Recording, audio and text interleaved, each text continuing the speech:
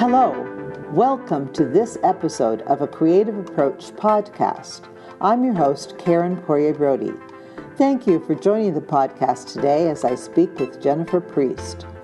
A warm welcome to those who have found the show on the Google Play Store. We're also available at iTunes, Stitcher, and on YouTube. I'm recording my introduction to today's show as I sit in my hotel room in the south part of the city of Winnipeg.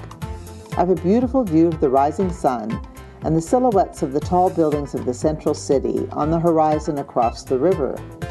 Many deciduous trees have lost their leaves, and winter is around the corner. Now, yesterday was very warm, but the night before was a chilling experience. Across Canada, the Canada geese are fattening up on seeds in the fields, preparing for their southern migration. I'm hoping I do not follow their lead. That is, fattening up before I go south to home. It's challenging because there are comfort foods I grew up with that are not readily available where I live now. I'm so tempted to have them all. I began my trip to Canada with a high school class reunion in Saskatchewan. Today I'll be visiting family and friends in my hometown of Selkirk, Manitoba. My trip here is mainly visiting, though the Human Rights Museum and the zoo in Winnipeg have had many recommendations from folk around here, and I'd love to fit in an exploration of those spots.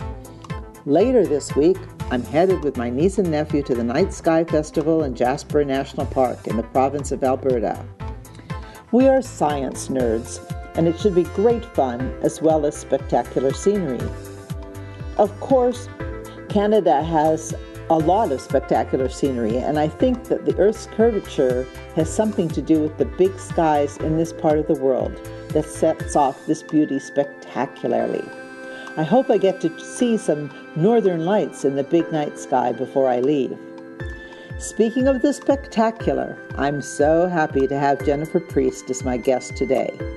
Jennifer has a career of 14 plus years as a craft industry professional, with expertise in digital marketing, and she is widely sought after for her skills in connecting influencers with brands and in guiding her clients to create solid social media strategies. I'm happy to welcome her so you can meet Jennifer and hear more about her creative approach. Hello, everyone. Welcome to a Creative Approach podcast. I'm really excited to have Jennifer Priest with us today. Hi, Jennifer. Hi, how are you doing? I'm doing great. And you?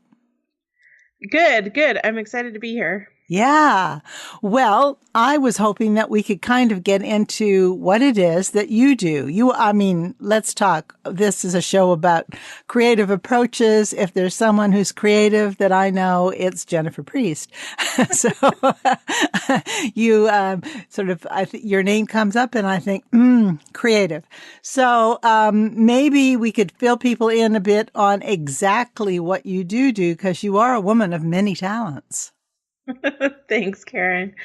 So I do a lot of different things. It wasn't always that way. So I started crafting back when I was a kid, and I did my first craft fair when I was 9. I sold earrings made out of Christmas ornaments. And since then, I've just added more and more different things to my repertoire. So I ended up doing high school and going to college and stuff and getting a regular job. And I ended up losing my job. But during that time, I had been teaching scrapbook classes. And I went in the scrapbook store the day I lost my job. And they were like, okay, great that you lost your job because now you can come teach more scrapbook classes. Ah, you'd already been teaching, I guess. Yeah, I was teaching like on the weekends and stuff. And I had this 40-hour a week, like full-time job with a really gnarly commute. And so I just had a really hard time trying to still do the scrapbooking classes. And so that kind of launched my full-time career, if you could call it, into crafting as a business. And as I started doing that, I started learning more different things. So I started getting into email marketing, and then social media came into play and Etsy. And so I tried those things. And as I learned more things about the business side that goes along with crafting, I started seeing all of the creative opportunities there. And so now in my business, I do social media marketing consulting. I have an agency where we do social media marketing management. So not only do I coach people and train people, as well as train like on the corporate level, but we also manage social media, not just in the craft industry anymore, but we have clients like we have a soccer trainer, and I have a client that has a product that he developed that is selling on Amazon. It's a cooking product. So there's just all kinds of different industries that we're in now, not just crafts, but the creativity comes into play with that marketing. And then for my own business, I have a couple of blogs. My main one is Smart Fun DIY, and I do sponsored posts there. You know, the way it's monetized is sponsored posts, ads, and affiliate income. And then I do contract work or freelance work for companies. I make videos for them. I do stepped out projects and stuff that they would put on their blogs or newsletter or send to like Joann's or Michael's or that kind of thing. And then I do contract video work for other bloggers and other people who sell products. And I'm working on developing classes. So I taught online for 5 years. The platform I taught on closed in 2014. And for 3 years, it's taken me to finally start developing courses. And so I have a course that we're getting ready to do our first official launch on. It was a beta test, but now we're getting ready to launch the #Pro Club. And it's a course all about how to use hashtags effectively on Instagram, which is a super creative platform. So I got a lot of irons in the fire. Well, you do, but that's one of the reasons I want to talk to you, because people who have creative lives, whether they're writing books, acting, doing crafts, scrapbooking, whatever, being a fine artist, whatever, I think, you know, we know how to do our product, and create our content, but sometimes, it isn't just that, it's how to promote that and place that, and the importance of selling, what we have is vital, and you have a lot of experience in that. And, and then I think, what do you think people do wrong? I mean, I think they do a lot of things wrong, but do you see as like major problems that people have in promoting their creativity?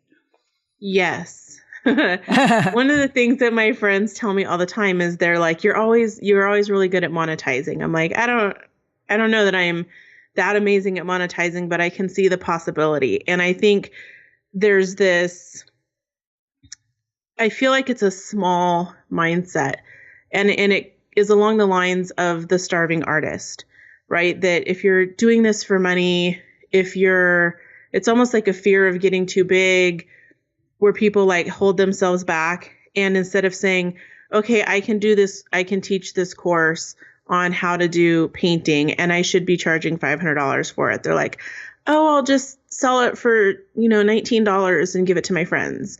Or, oh, I can't do my work commercially because it's selling out. And so there's this idea that you have to be some kind of starving artist in order to be successful and truly creative. And I feel like that gets in the way so much. Like I see so many, I'm in tons of Facebook groups, and I see so many times online that people are like, well, I'm afraid of selling out, or my following says I'm selling out because all of my content, I did 2 pieces of sponsored content and now they think I'm selling out. I'm like, on my blog, 99, like literally, if you figured it out, 99% of the content on my site is sponsored. There's nothing wrong with that. I'm still being super creative. But I feel like people let this idea that if they get money for something, that somehow it has lost the genuine, authentic aspect of being creative. And it hasn't. It's just being a lot more strategic.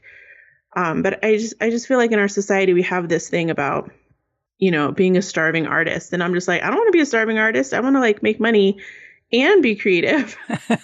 Well, yeah. Well, people, I think, undervalue their content. sometimes I hear that from people in podcasting too. People just don't understand the value that the content they create has, and how important it can be. And certainly if you can teach a skill or have a great idea and want to communicate that and want to help people realize their potential and maybe even learn more and even get better than you are at it, or that even get better than you are at it, then you really want to value what you have and sell it appropriately. I mean, you're not out to, wring dollars from people, but you're out to get compensated for what you actually do. Well, and I think people have this problem where they don't see that. They don't see the correlation between the money enabling them to reach more people, enabling them to then take some of this pressure off so that they could, off of the financial side, so that they could really focus on things. So, think of someone that has this full-time job and they're doing their creative thing on the side. They are having trouble charging money for the creative thing. But if they charged enough for the creative thing, they could quit their job that probably isn't satisfying them, if that's the case.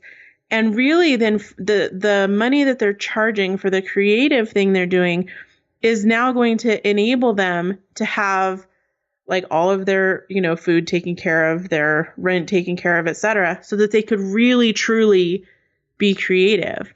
One of the things that I see, and I struggle with this too, like I actually posted about this in a Facebook group the other day, is imposter syndrome. And I think when you're talking about people not valuing like their contribution, like even in the podcast world, it's really hard when you're creative, things are coming from your heart. There's something that you made, and it's really hard not to be scared about putting that out there and then having those judgments come back, or even reading into it more than needs to be read into, but having those judgments come back and not feel bad about it. Like, oh, I put this out there and nobody bought it.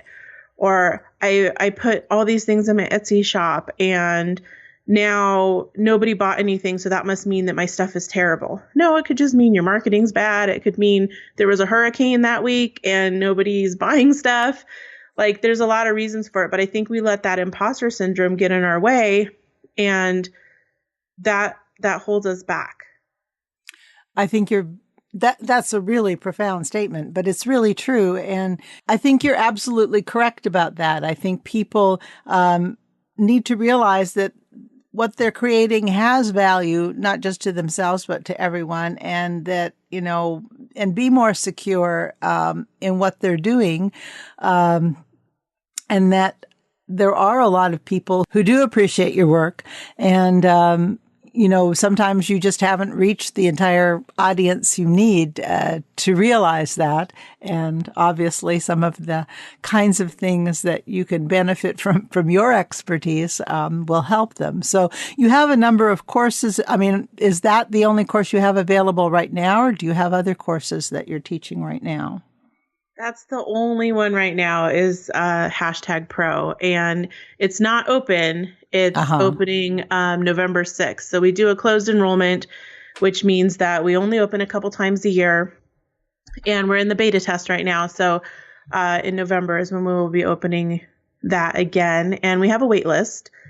So if people want to sign up, can I give them the email address? Or yes, please do. Okay. No, this is a place for promotion. If you want to sign up for the wait list, you can go to smartcreativesocial.com/#-pro-waitlist. Okay. And I'll give that to you, Karen, so you can put it in the show notes if you want. Absolutely. Please do. No, we please give me all of your information, because I think, people, we want to know where to find you. You had mentioned that you had a number of websites where you can be found, and maybe we should list a couple of those just even right now in our conversation.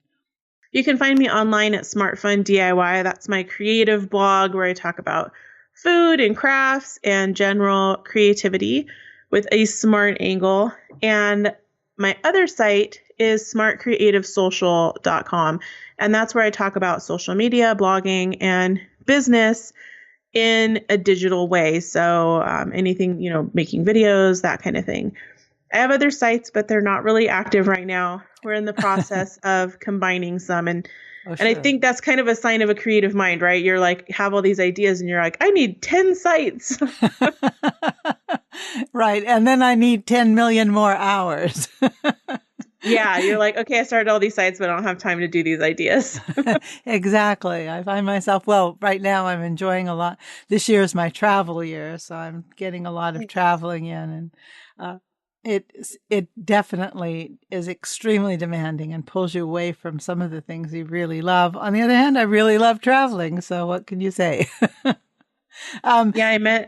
Oh, I was gonna say, I went to a conference in Toronto and I met this guy, Travis from Extra Pack of Peanuts, and his wife, and they have a podcast and they have some courses and things. And they were nomadic for 3 years traveling, running their whole business from hotel rooms and, Airbnbs, etc. I can't work on the road. I don't know how they do it, but I try to take my laptop. I get nothing done.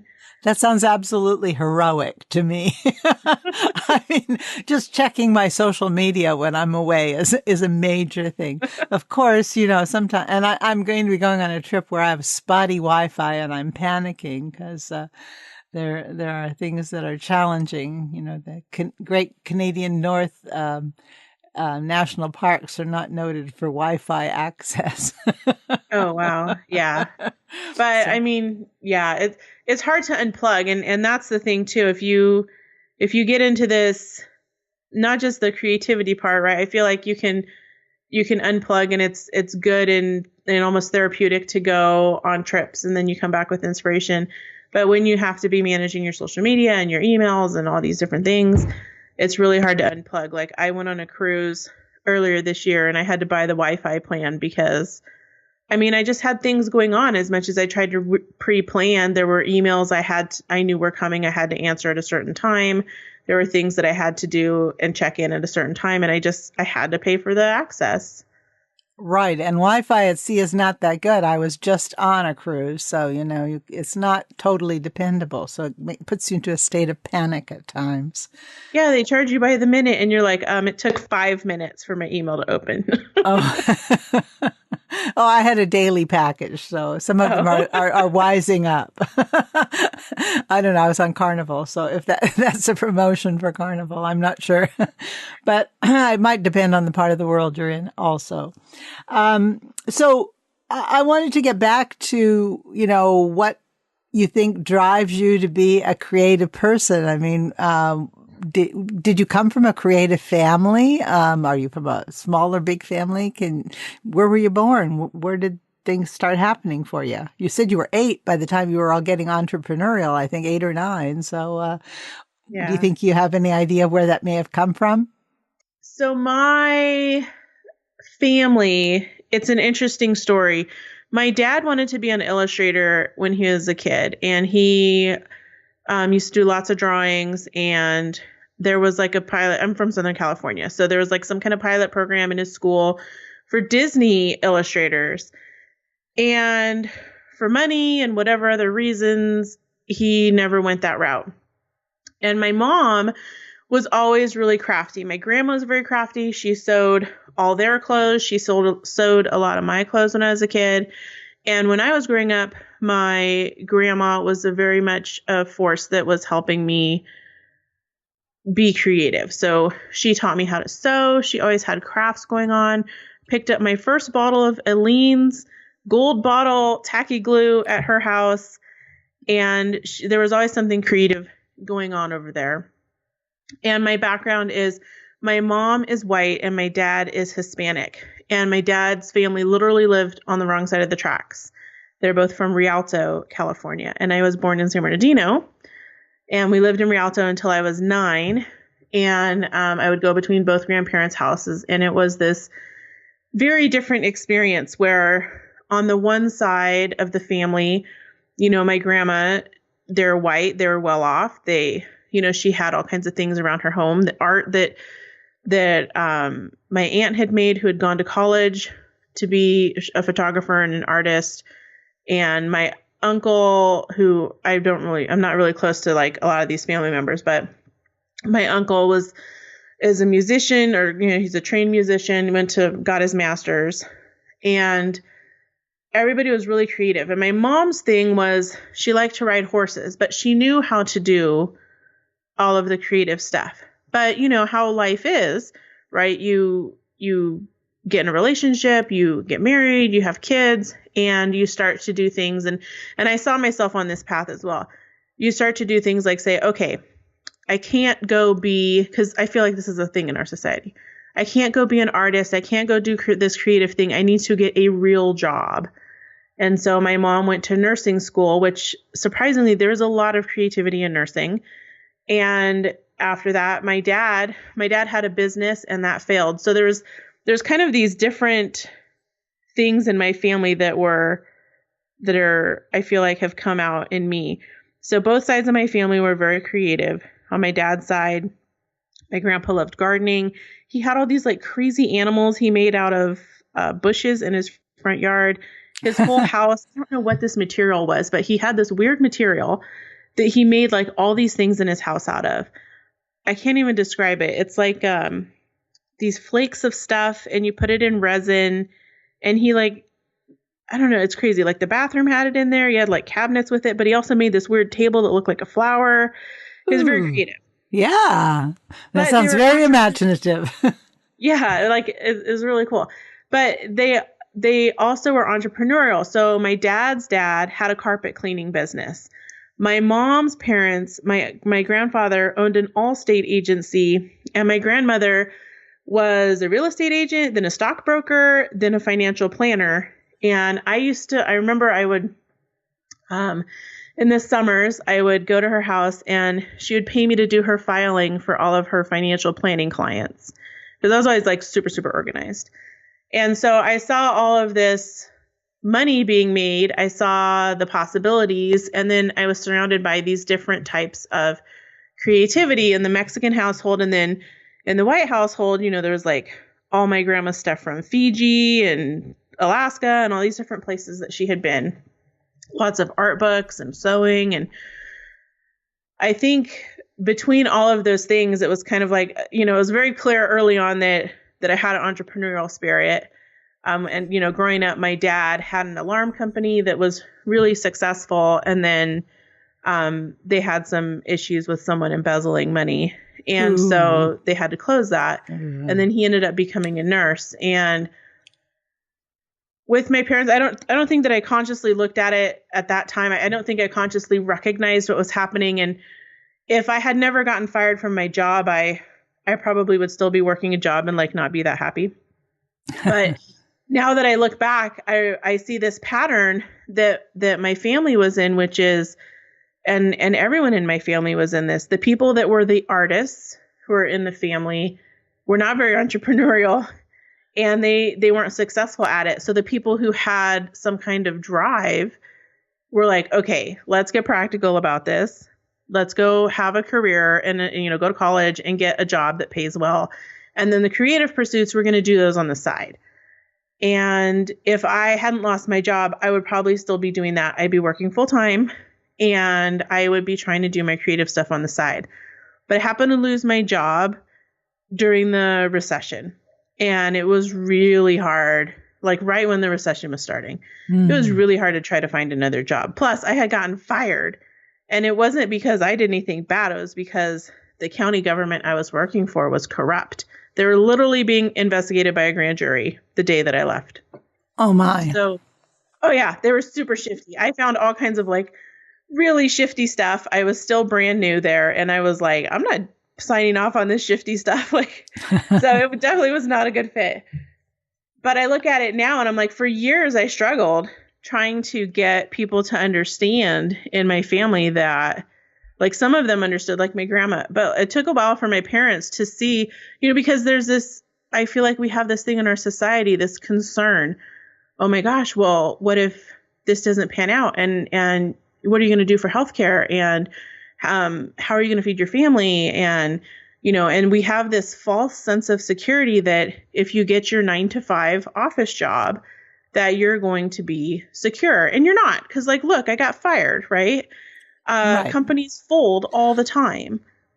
But I feel like if I didn't have that experience of being fired, it wouldn't have allowed this entrepreneurial spirit that I got from growing up, plus the creative side, to do what I'm doing now. And I make more money now and I do more fun, cool things than I ever would have having that job where I literally had to wear a suit to work every day.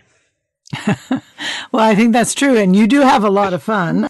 You're very involved in the whole craft world. I mean, the Association for Creative Industries, I see you there at the meetings often. And I was thinking a little bit about what you said about organization. And do you think being an organized person is pretty essential or helpful when it comes to being a successful craft and creative entrepreneur? Yes.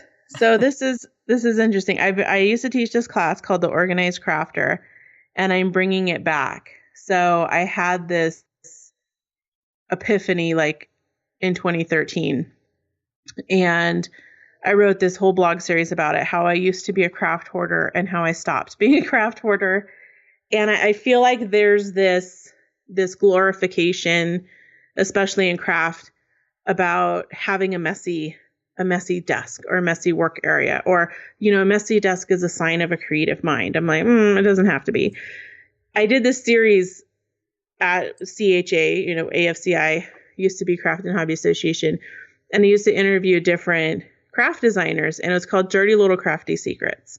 It was a YouTube series. And I would ask people, what's your dirty crafty secret? And the number one thing was that they were working on like a 4x6-inch piece of space because their desk was so full of junk. And I'm creative, but I'm also kind of OCD. Like I got the both sides of the brain thing. I have, a degree in English and a degree in math. So it's kind of a weird combination. Sometimes it's at odds with itself. But the thing that I have seen with it is that because I'm organized and I have processes and my space is clean, it allows me to be a lot more efficient. So that means I can get so much more stuff done. So because I'm so efficient, I can get so much more stuff done, which means, like, for example, today is Friday. We are filming videos on Fridays. That's what we do. So we lay out all of our supplies for pre-production. We shoot, bam, bam, bam. We put everything away right away. So then the next time that I need to do something in that space, it's clean and ready to go. I don't have to clean up again. And I feel like that enables me to take stuff to a higher level and to do things in a much better volume. Like I can do a lot more video content. I can create a lot more things because I have a space that's at the ready anytime I need to shoot a video or whatever. Whereas a lot of other creative people, they use that messy work area as kind of like a badge of honor. And I'm like, why don't you clean that stuff up? Because you can't do the thing, all these people tell me, I want to make videos. And I'm like, okay, that's super awesome. But I don't have a space to do it because my desk is always dirty. I'm like, it's your desk. Clean it. Like, what is the problem? Well, the problem sometimes is time.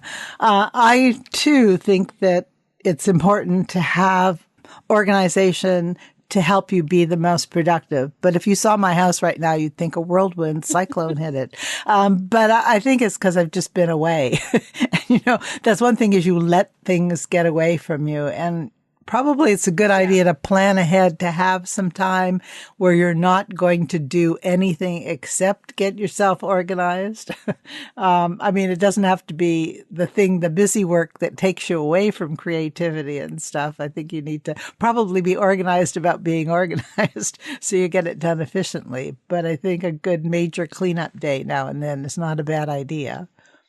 Yeah, I don't think anybody is sitting there saying like, oh my gosh, I love cleaning and putting my stuff away. Like nobody's doing that. Like I don't sit there and do that. But what I do love, and this is what I focus on when I'm in that process, is I love coming in my space and it's clean. I love being able to walk up to my paint wall and pick the color I need because it's where it belongs. And I don't have to go and try to scrounge for it and go, where did I shove that? Like, what's it underneath? And that's the thing that when we say that we don't have enough time to clean up, that's why we don't have enough time, because when you really dissect, okay, let me look at the last 30 minutes. What did I just do? I spent 10 minutes looking for a bottle of paint I could not find. And how long would it have taken me to put it away? Like, I actually timed myself literally 5 seconds to put away a bottle of paint. Could have saved me 10 minutes. And so when you multiply that by how many things we're doing, it's a lot of time that we're wasting because we don't put stuff away. So like, I have to train myself, like, and sometimes I'm literally gritting my teeth. I'm like, oh, I don't want to put all this junk away. But I put it away right away. As soon as we're done shooting, or as soon as I'm done making a craft, we put it away. And so part of that is setting a system up, right, where everything has a place. The biggest part of that, and the craft industry is going to hate me for this. I did this Facebook Live about the lies the craft industry tells you, like a couple years ago or a year and a half ago. And it did really well on Facebook. The number one way to be really efficient and organized with your, not just your business, but digitally and in person, have less stuff. If you have less stuff, it doesn't get in the way. And so like, that's part of what my course is going to be about, is like having less stuff, which is not a popular idea. But I got rid of so much stuff, you know, as a creative person, and you probably go through this too, we can justify like, it's not just my craft, it's my business. So now I need to have 800 colors of paint, not just 10 like a normal person. And so we can justify having so much stuff even more because we're going to need it for our business. But when you boil it down, like I had to really get deep and boil it down. What stuff do I actually use on a regular basis? I'm down to like very little stuff. I still haven't done a craft room tour. I need to do it because it's like really nuts what I went down to. I had 600 square feet of stuff. Now I have it all on about like, I don't know, 6 feet of wall space. It is not very much stuff anymore. And because I have so much less stuff, I'm way more efficient with creating because I don't have to take up room in my brain cataloging all the things that I have. It doesn't take me that long to put it away because there's not a lot of places for it to go. It has this one spot. And I have a lot more clarity in creating because I don't have 400 choices of, you know, purple spray ink. I have one. Yeah, I think if I had to do that all again, I would start and only buy things I needed for the immediate project and then get rid of what I was done with after I'd finished the project. Because I do feel overwhelmed by my stuff. Exactly. Like I just remember this feeling. I wrote this in my blog post about craft hoarding, and I'll give you the links to that series because it's really, I get really like personal in there. Yeah. But I felt like just it was so overwhelming. I was like, I just want to put it in the driveway and light it all on fire.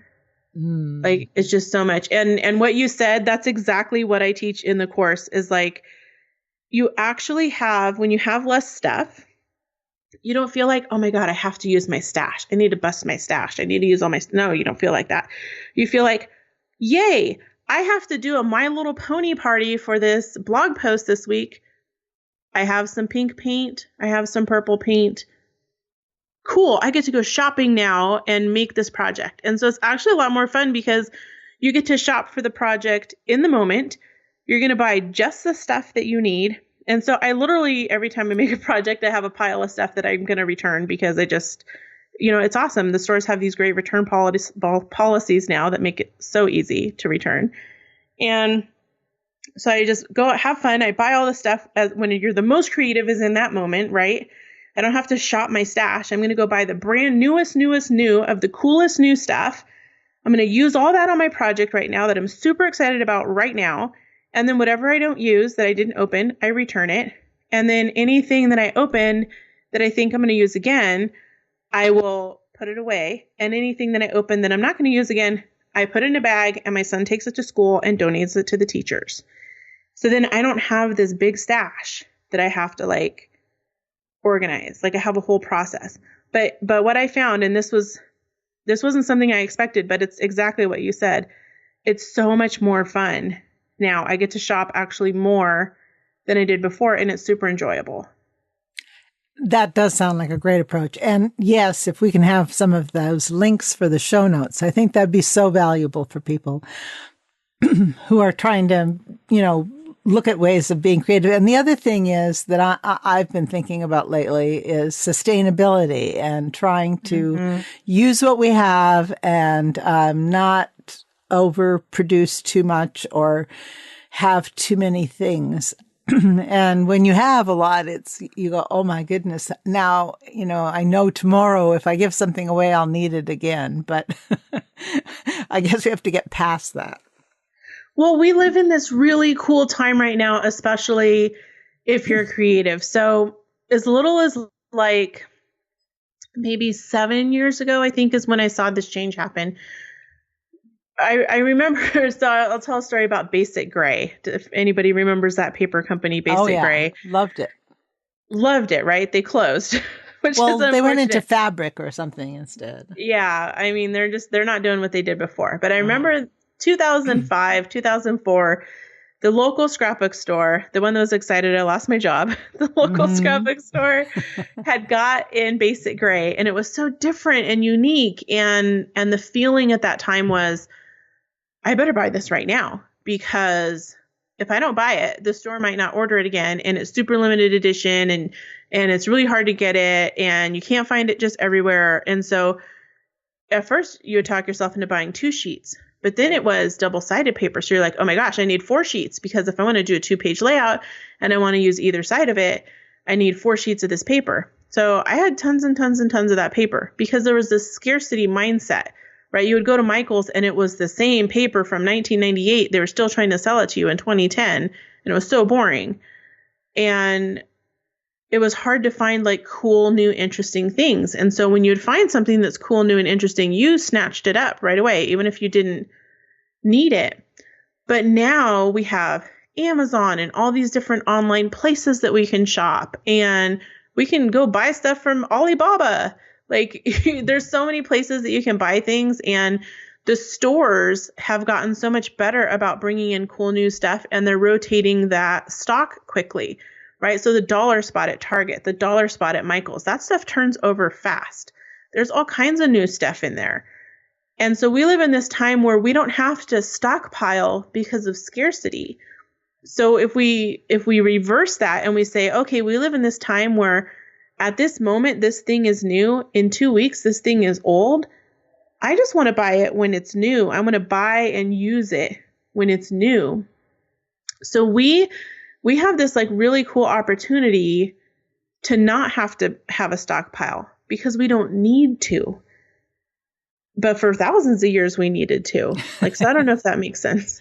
No, it makes total sense. And I think it's true. And now, of course, we have digital supplies for people who do crafting. So you can print out a paper that you want. You can print out an embellishment. And there's so many little things from transparencies to different weight stocks that you can print on and sticker things and every imaginable kind of adhesive in the world. Yeah, like I just saw this cool thing that Jen Goody did. I have this, we both are on this team called My Printly. It's a team of ambassadors for HP, Hewlett Packard. And we have these little printers called a Sprocket. And it prints 2x3 pictures from your phone. And she just showed this cool thing where you can write your handwriting on a piece of paper, and then you take a picture of it with the Sprocket, and it turns it into a digital sticker. And now you can put that on your pictures. So like, you don't even have to buy stickers. You just print it out right there on your little picture. And then the picture itself is a sticker. So then you don't even need to buy adhesive. You just stick that in your scrapbook or your planner. Like, I mean, there's so much cool stuff where things that I remember, I don't know if you guys remember this, when you would go to the scrapbook store and they had the sticker rolls and you had to buy like every single little sheet, you had to tear it off. Right. Right. And I had so many stickers. I had a sticker stadium. This was a product. It's called a sticker stadium. And it was like a plastic box and it had kind of tiers like bleachers. And you would stick your stickers in it so you could stack them and see them all at once. It was ridiculous. Now it's like, I would never buy stickers now. First, I can make digital stickers. Second, I have a Cricut. I have a lot of die cutting machines. I'm down to a Cricut, a Silhouette, and 2 Sizzix machines. So I've pared down. But yeah, I have a lot of those too, and I don't use them as much as I want to. no, okay, so I was not into the Cricut for a long time because a local scrapbook store owner that I was really close to, she had a really bad experience with them way back in the day when it first came out. So last year, so I was like Silhouette all the way. So last year, I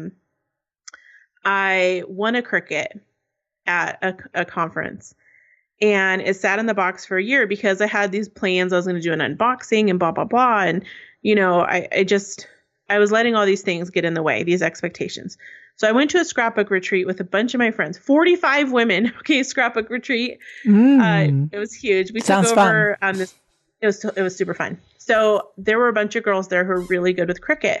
So I brought my little Cricut. I finally took it out of the box and I was like, can you guys help me set this up? And they're like, you should totally be able to figure this out. I'm like, I know, but I'm having a mental block. So please just walk me through it. So I had my iPad and my laptop and they showed me like what to do. And right away I was cutting and I'm like, oh, why did I wait so long? Because that Cricut cuts so nice.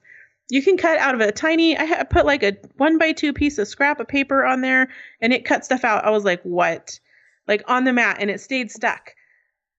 Why would I ever buy stickers again? I can totally cut stuff out with that. Like, you know? Exactly. And now you're making me want to have to be able to stay home a while and play with mine because mine has gotten used once since I bought it, which is terrible. It has a little bag. You can take it with you. Oh, I keep trying to minimize the amount that I take. My husband rolls his eyes at me every time. He says, "You're taking 2 suitcases?" I said, "But one's really little." Uh-huh. But yeah, I'm trying to minimize the amount I carry. So I don't know that that's a good idea, Jennifer. But you're right. If you're going to go to a event, and that's one thing about crafting, it can be very social, and you can certainly make good friends and meet wonderful people like Jennifer Priest at things that you attend. I think one of the things in all of this, you kind of briefly referenced it, but I wanted to get to it was, for the listener who might want, do you do private consulting? I do. So that's actually, when it comes to social media, that's actually the thing that I like to do most is more of a coaching, like consulting strategy relationship versus like us managing their social media. And all of this stuff is interconnected. So even though I might say, okay, well, let's do an hour of coaching on Facebook, we'll talk about someone's blog because that relates to what they're going to share on Facebook. We'll talk about video creation. We'll talk about different ways that they can monetize their business. Like I'm very, very big on monetization, especially if you're going to pay me, right? I want to make sure you're going to make some money. So yeah, I do private consulting. My rates are at smartcreativesocial.com. Under the services tab, you can find my rates. And yeah, I mean, that's like my favorite thing to do, because we go over a lot. Like, you know, in an hour, I can cover a lot of cool stuff. And I like people to come away feeling really excited and energized about the direction they're going to go, plus to be empowered with some information. I think the tech stuff for a lot of creative people, it can feel too like sciencey and not as creative. And if somebody can kind of break it down for you a little bit, and that's what I like to do is break it down and say, okay, well, this is really just what you need to do. You don't need to do like all the things. Help them figure out what they need to do, how to do it. That part is super fun because I think the tech can stand in our way of us getting our creativity out there. So if you have someone like me who knows all the different opportunities there are in tech, I can then help you figure out which one's going to be the path of least resistance and give you the most ROI. So that's super fun for me to do. Yeah, I think that's a very important thing, is to talking about time and organization, is finding a way to maximize the potential of social media and the tools that you have at hand so that you can spend more time on your creative process, whether it's writing, painting, crafting, whatever. So that's a good thing. And I think you're very good at it, which is, one of the reasons I wanted to interview you today is because I think within certainly the craft world, we know Jennifer Priest as somebody who's on the ball with these sorts of things. But I think there's a lot of areas of creative work that you could be very helpful to people with and get them to understand the marketing better. The number one thing I can tell people as far as like when you're looking for sources of information, get information from more than one source. And to stay up to date on social media information, find a few people that you connect with. Like there's some people who they just rub me the wrong way and they may have good information, but I don't want to listen to their podcast or read their blog posts or watch their Facebook video. But there's other people who I really, really love how they approach social media. And so I'll go to them and make sure I sign up for their newsletter, et cetera. So I would say find a few newsletters you like, the ones that I'd absolutely recommend, either newsletters, courses, or people that you can watch Facebook Lives. For Facebook, I would say Rachel Miller. She's amazing for getting some good information about Facebook. For Pinterest, Kate All. She does Pinterest marketing. I think her site's called Simple Pin Media. For general social media, I would check out Social Media Marketing World or Social Media Examiner. Marketing World's the event put on by Social Media Examiner. And just try to, get on social media today. There's a couple different email lists you can get on that'll give you good info. John Loomer is great for Facebook ads. I would just kind of look around in some of the groups, even ask people like, who's somebody that you follow that's like a big name that's an influencer? Because you can get information from a few different sources and that will help you compare. And if you just spend 10 minutes a day reading these little newsletters, or even just once a week, say, today I'm going to take 20 minutes and look through my social media newsletters, scan them and see, okay, is there anything interesting that I need to know? And the reason I say to do that is 1, get the different perspectives, but 2, and to stay up to date, and 3, to find out when there's new stuff coming. Because the people who are super successful, a lot of them, it's luck. It's hitting something at the right time. Sean Doris, yeah, he's a cool dude. He's like one of the top YouTubers, but he was the top Snapchat person after DJ Khaled. But that was because he was on Snapchat really early and experimenting with it and doing something cool. We saw Periscope, we saw Vine, and people come on there and get really big. And then that was because they were there in the beginning. And so when you start something in the beginning, you make all the mistakes before everybody else is on there and is aware of it. So we've seen that with Facebook Live. Like if you look at Jennifer Allwood has done amazing on Facebook Live because she was an early adopter. Another person that I've been watching is Brittany from Certified Celebrator. I think I first had contact with her maybe a year ago, and she didn't have hardly any Facebook fans, and she was just starting out.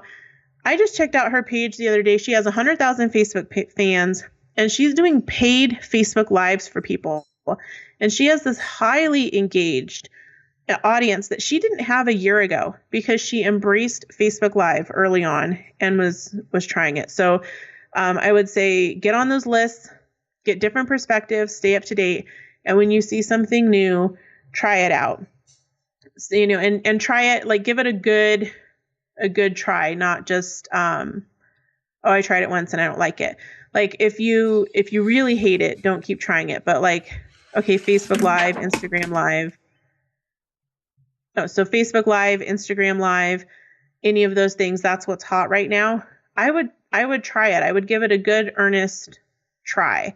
Because if you can get in on something early and be an early adopter, it's really easy to position yourself to be someone that is like Brittany, right?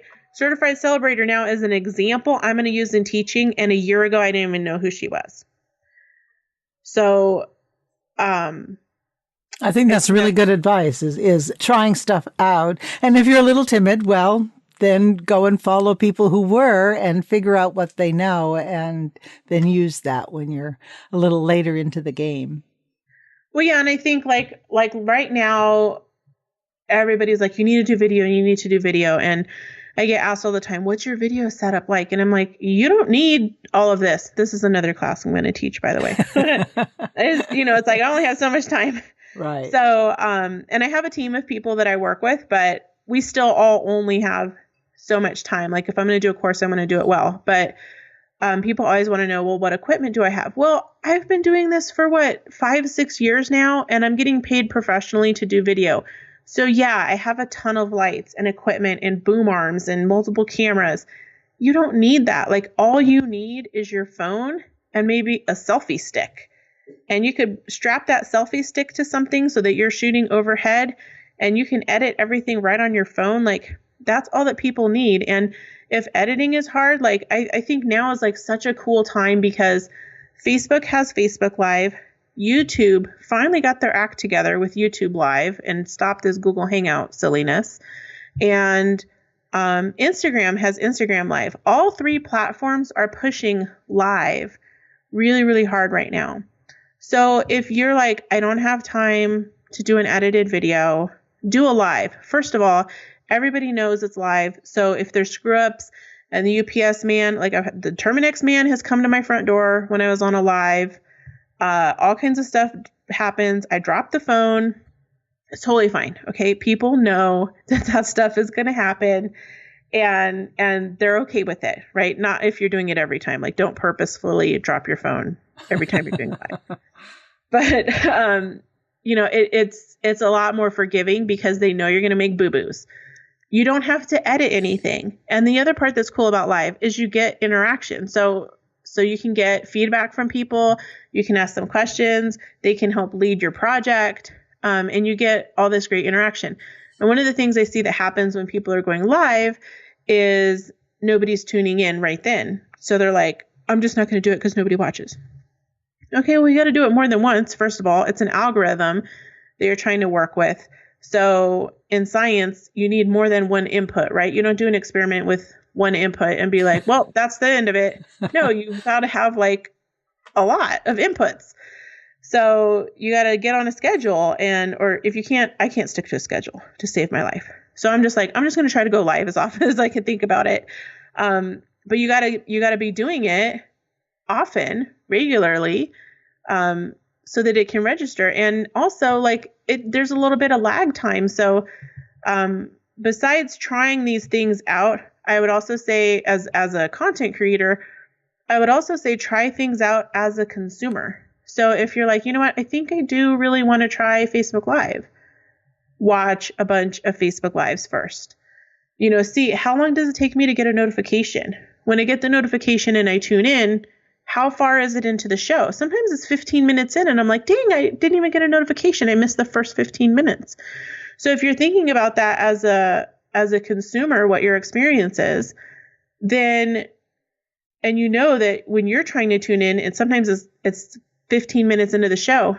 Well, if you did a 10-minute show, you would miss those people who didn't get the notification until 15 minutes later. So you need to be doing them like 10, 20 minutes, 30 minutes long because you got to give people time to get the notification, pull out their phone and watch. And then also know that with time zones, etc., like it's just not convenient for everybody to watch live, but they're going to watch the recording. So there's some tricks you can do with how to welcome those replay viewers in the first couple seconds of your live. Like, I don't want to get into all the technical, but there's some things you can do But you can get into that if people use you as a consultant. Yeah. Yeah. So I think live right now is the least barrier to entry. If you can start experimenting with it, the platforms are pushing it. So there's Facebook Live, YouTube Live, Instagram Live. I would try those things. You don't have to do your makeup. You don't have to do your hair. I sometimes get in my own way about I didn't even take a shower today. Okay, well, just do the live. Like one of my most popular Facebook Lives is one where I I did have mascara on, but my hair is a mess. And someone asked a question about like, I want to see what your video setup is in your studio. And I didn't want to take a picture and edit it. So I was like, I'll just make a little Facebook Live. It was super popular and it made a few $100s off affiliate commission from the stuff I shared.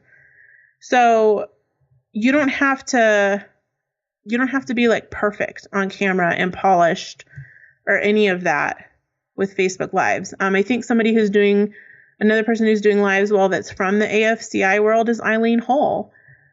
She's embracing them and doing them while she's doing her paper trail trip around the US. So yeah, that's the thing I would say is watch stuff as a consumer, consume it as a consumer, experiment with it as a content creator, give it a good go, like 6 weeks to 3 months, try something at least 10 times before you throw the towel in. And try to get in there and be an early adopter, because you're going to get all the kinks out before everybody else is aware of the platform. And you'll also be one of those people that already has a following and is established, because I've seen it over and over again. We've seen it everywhere. YouTube, the first people on are huge. Facebook, first people on are huge. Vine, Periscope. Blab, which went away, and Vine also went away. First people who were on were huge.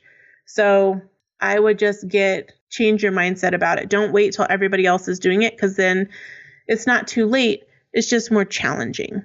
Yes, I think those are all really good points. And I think you have a lot more information. So I would encourage people to go to your websites and look at your Facebook, your YouTube videos, and just see what Jennifer has to offer, because she's very knowledgeable and has been at this for a long time. I always enjoy my conversations with you. You're always full of great information. I know I'm probably going to use your services myself. And I'm certainly going to recommend that people check you out, just because sometimes it's just a whole lot of fun too.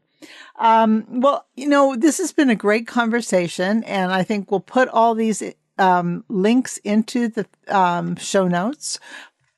And I've really enjoyed visiting with you online here on the show. I sometimes ask my guests just kind of like for like a final closing thoughts about creativity and what it means kind of in a general global kind of sense. We've touched on so much. I'm not sure that's all that necessary, but I was wondering if you had any sort of final thoughts here. I don't know. I guess as like a content creator, right, who's putting your stuff online or you're selling it, it's easy to take that experience as feedback on how good or bad your creativity is. And so it's like that thing where people say, why are you comparing someone's highlight reel to your bloopers tape, right? Right. So when you're creative, you've got to make mistakes. You've got to make some ugly things every now and then so that you can make the really cool, amazing things. And in that process, you learn to where you don't have to make the physical mistakes anymore, because you can plan it out in your head a little better, and you get better with fixing those mistakes and with seeing the opportunity in them. And I think we can kind of get in our own way a lot when we are trying something and it doesn't turn out exactly how we envisioned in our head, to give up. But that process of taking the idea, creating something with it, failing, and then trying to figure out how to fix it or take it in another direction, that is creativity. And as we do that more and more, that it's almost problem solving, we get better and better and better at it. So like I have one of my kids, she struggles with a little bit of perfectionism, and I will kind of see this happening where I'll show her how to do something and then she'll try to do it and it doesn't turn out quite right. Well, I've got 30 years of crafting behind me, right? I mean, I've been doing this as a business in some form or another for over 30 years. And that means that I'm thinking and planning way ahead. But still going through that process, if it doesn't turn out exactly perfect, is still part of creativity. You've got to have that experience. It's like somebody just doesn't roll out of the womb a master painter, right? It takes time, even though they have the inherent talent. It takes time and practice to keep that, I guess, that creativity muscle growing. Well, I think that's great. I mean, I think you've summed it up really well. Some good thoughts about what creativity means and perseverance and how that can really help us to be better and more creative people. So thanks again, Jennifer, for joining us today. And as I said, I really enjoyed this and hope you have a wonderful day. Thanks for having me as a guest. Thanks for listening to this episode of a Creative Approach podcast. Please check out the show notes for this episode and past episodes. Our webpage is www.acreativeapproachpodcast.com. Information and links to this and past episodes are there, and you can find links to affiliate sites which may provide some financial support for the show. You can check out the Patreon tab for more show info, and of course, an opportunity to support the show. Thanks so much to my Patreon supporters. You may have visited the Facebook page for a Creative Approach podcast. I'd love to have you become a member of the Facebook group too. You can post comments and questions there. Thanks again for joining me today. I'll sign off with best wishes on your creative approach to life.